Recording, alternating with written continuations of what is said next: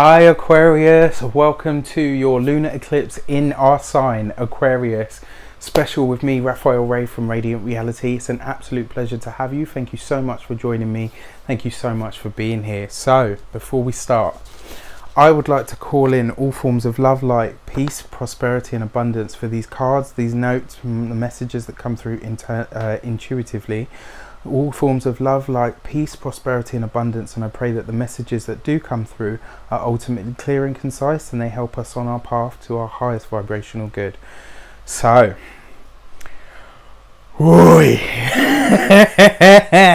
so lunar eclipse in Aquarius. This is our sign. I am a sun sign Aquarius, as many of you know, and although it's not my ascendant, I know I'm going to feel this one. I felt the lunar eclipse, the lunar eclipse, the solar eclipse in Cancer that's just gone.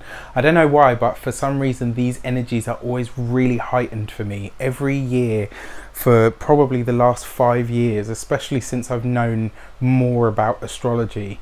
I've really felt the eclipses, and when I look back over my life, I can see personal events have, taken place a lot around them. Anyway, I waffle and I digress enough. This isn't about just me, it's about us collectively as Aquarians. So, we've got the moon, the emotional body, the body that asks us to look at our feelings, what we feel. It's connected to our past, our mother, our childhood, all of those things. We've got the moon being eclipsed. The lunar eclipse is about a time, because it's a full moon.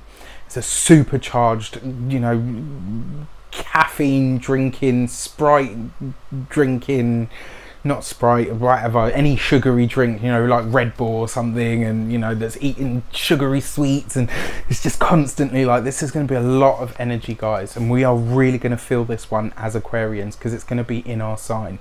What's even, the lunar eclipse brings, in stark contrast to the solar eclipse, the lunar eclipse brings you a culmination, it brings you an ending, it brings you a birth. But when you think about it, even though a birth is a birth, it's something new coming in, it's the end of a pregnancy and the beginning of a life.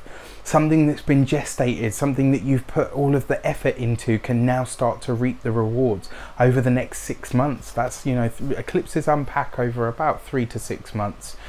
Depending on how prominent they are in your chart. This one's happening in your first house, or in your sun sign as an Aquarian. First house for ascendant Aquarians. So you're really going to feel this one, and it will be with you. The effects of it will last for quite some time, I believe. Now, lunar eclipse, culminations, endings. Mars is retrograde at the moment. Mars hates to go retrograde because it's about energy, drive, passion, forward progression, assertion, how I assert myself in the world, how I present myself to the world. It's about being forceful and projectile and forward. Mars going retrograde then, especially in our sign, it brings this focus. And what I've found for the Mars retrograde is, I thought, yeah, okay, fair enough, I'm lacking energy, but it's not just about that. Mars going retrograde internalizes that energy, and it asks you, to be more precise. It asks you to be more strategic, and it allows you to be those things. Now, obviously with a lunar eclipse, emotions are to the surface anyway. With this internalized Martian energy, we're going to be more irritable. So everybody's feelings is all going to be close to the surface. What we think, what we feel is all going to be there. We're all going to be like, almost Hulk-like. We'll all be walking around like raw, exposed nerves, So be kind to yourself and be kind to others. Remember, we're all having this experience. It just depends where it's falling in your chart, how it's going to shape up for you specifically. Now, with all of that said, Mars rules surgeons and sharp objects, and when I see that, especially conjunct this, the karmic release of the South Node, and I say karmic release because it happens to be in your sign. I think it's like every 19 to 20 years. So these are rare occurrences and rare events that are happening. Mars went retrograde in Aquarius, I think the last time was it was either the 30s or the 50s, one of those. But even then, look at the time span, that's a long time ago. And the fact that it's happening with a lunar eclipse and the karmic South Node, This to me is an energy of elimination. It's going to give us a chance to really cut something off, or cut something out, or remove something from our lives that has no bearing anymore, that just doesn't allow us to grow or evolve, that doesn't allow us for the highest expression of who we are and what we can truly be. So with that said, this is going to put a eucalyptus lozenge right up your nose. It's going to be clearing out everything. And I believe that, because this happens in your first house or in your sun sign, if you're an Aquarius. I think this is, and I always say, when something happens in your first house, it gives you a modicum of control. Not much, because it is still an eclipse, you know, let's be honest. But it will give you a little bit of sway over how you navigate this. It's not just going to be events that happen to you or around you. It will be things that you can kind of navigate or ride the wave of change of. Now, you know, we're fixed air, so it's not always totally easy for us to, you know, but Aquarius is fairly out there. We're quite zany. We're, you know, we're quite able to adapt. So, you know, I think we stand a good chance if we're not too rigid in our thoughts, and if we don't connect too much to Saturn, you know, our traditional ruler. Try and be a bit more Uranian in this, and you'll be able to, like a surfer, you know, you've got to be loose. You've got to let your legs and your knees take the sway. Do you know what I mean? Like, you need to be able to move with it. When you're pushed, you need to pull. When you pull, when you're pulled, you need to push. You need to be able to anticipate that. Think of how Tai Chi masters and, you know, stuff, they move. Like, you know, they're constantly working with the energy. If you can work with this energy, it can really be really beneficial for us. But I believe it's going to cut a lot of the shit out for all of us. It's going to cut a lot of the crap that just is either holding you back or holding you down.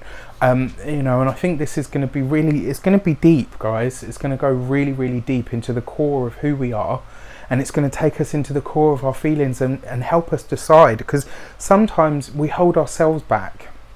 Sometimes what we feel colours our decisions and how we act.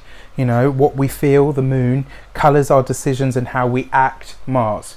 You know, and this stuff is really being internalized for us to genuinely look deep at it and say, right, okay, where is that limiting me? How is that holding me back? And if it is holding me back, I'm going to stop it. I'm going to stop it from here and now.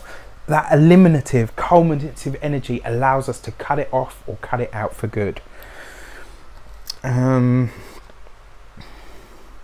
This can bring you ultimate freedom, because it will allow you a karmic release with the South Nodal activity. Mars retrograde is offering us a chance to act strategically and decisively, and ultimately with precision, due to the internalization of the Martian energy. So, you know, I've spoken about all of this stuff. It needs to be a conscious decision to ride the wave of change. What is, and, you know, asking yourself, what is it now that I need to release in order to be free? Ultimately, the reason for that is freedom is power, and with that power you can wipe the slate clean and forge a new destiny on fresh ground that comes with this transit. And that is it. You know, if ours is the sign of freedom, we love freedom, we need freedom, we crave it with all that we are. You know, and this can offer you that. If you can ride this wave of change and really be on board with the things that it lets go of, if you can be conscious enough to let go of what seems to be being pulled away from you, you know, if something's being pulled apart or pulled away, let it go. Don't follow it. Don't run after it. Don't run after them. If it's a them, let them go. If it's an it, let it go. If it's an experience, traverse it. Just let it go. Be free enough, like an Aquarius, in your soul, in order to ride with the energy and say, okay, right, it's time to let that go. It doesn't serve. It's not going to help me. It's actually stifling my energy and my growth.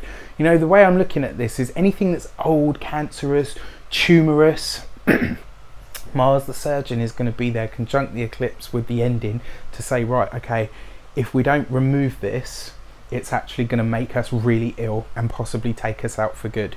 So by removing this thing that's festering, that is just no good, it actually allows you more growth. It actually allows you more freedom, more health, more vitality.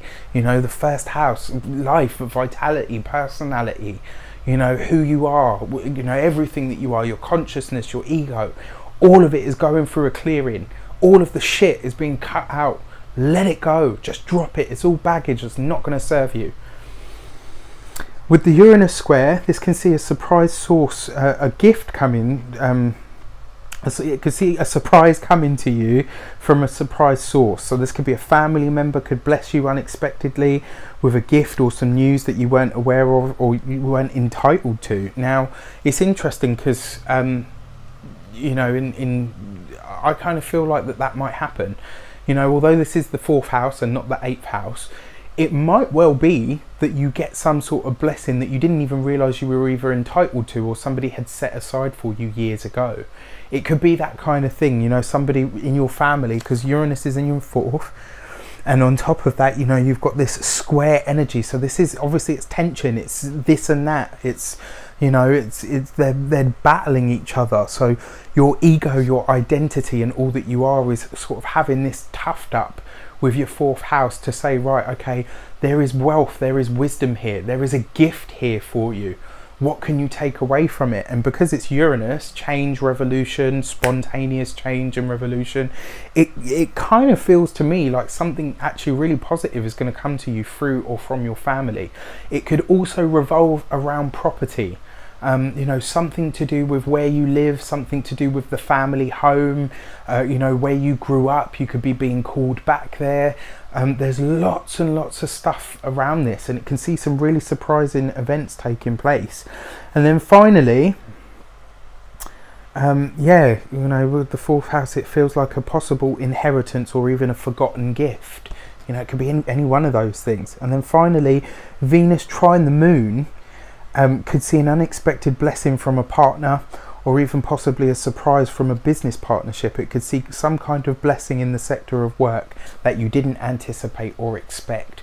This could be an offer that comes to you, and I've just got this exquisite feeling, and I've had it for so long I can't help but smile, because I had this a while ago and I realised I'm going right over the time that I'd set out for these videos. But hey, this is our, you know, this is our eclipse, so what not.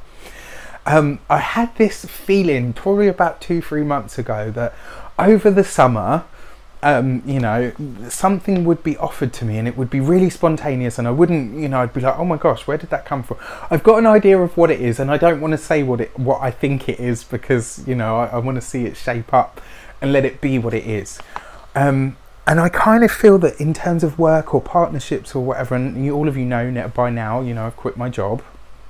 My day job anyway. This is my work, this is what I believe my career is, and I'm so happy to have more time to dedicate to it.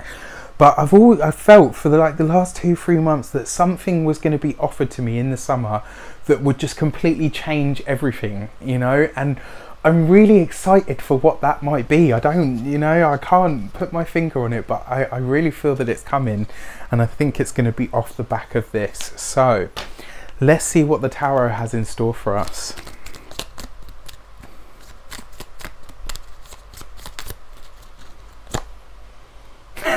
I knew it. Do you know what? It's so funny because before before I'd even shuffled the cards, I thought to myself, after all of this stuff about, oh yeah, I'm so positive, I knew that the Tower card was going to come up. And do you know what? I fucking welcome it. So what? Excuse my language if you're watching and I've offended you, but you know what? Bollocks to it. This is me. This is who I am. This is my channel, and this is how I do what I do. I welcome this experience. I truly do welcome this experience. Whatever the Tower card brings to me over this lunar eclipse or through this lunar eclipse, I truly open myself up to its wisdom, to its blessing, to its surprise, and to its ultimate freedom that it's trying to bring me. This card actually represents Uranus, which is in the 4th. This square is happening, you know, between the moon conjunct Mars retrograde, conjunct the south node is happening, and it's squaring Uranus. This is the Tower card coming through to say that I am going to shake down all the things that you have built up that you know to be yourself, and I am going to release you from all of the bonds and all of the things that you have built up that are illusory, that do not serve you, that are not going to help you. Everything that is or was or would even try to from this point on hold you down, I am going to shake it down. So you know what, Tower, I got goosebumps. Tower card, yes, bring it. Bring it! Bring it! I'm so ready and I'm so pumped for it, and I can't wait. Now there's like banging happening as well, so yeah, let's have it. Anyway, I wish you an abundance of love, light, peace, prosperity and abundance itself. My fellow Aquarians, thank you so much for being my community. Thank you so much for being a part of Radiant Reality. If you haven't already, don't forget to like, share and subscribe to the channel. If you have already and you're a continued subscriber, thank you so much. Don't forget to hit the notification button so you get updates whenever I do new videos. If you want to reach me for a personal reading, you can do so on the link below, and you can also interact with the Radiant Reality family through the links below as well. Take care, and I will see you very soon for more videos.